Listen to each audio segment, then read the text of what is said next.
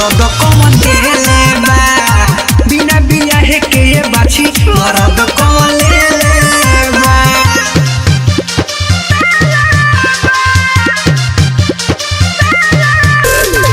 बिना बियाह के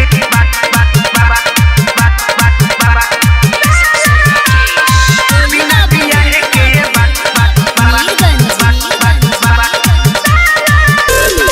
राइटर दीपू शर्मा से बाड़ू से तो हो रोज भोरही में करेलू भेट हो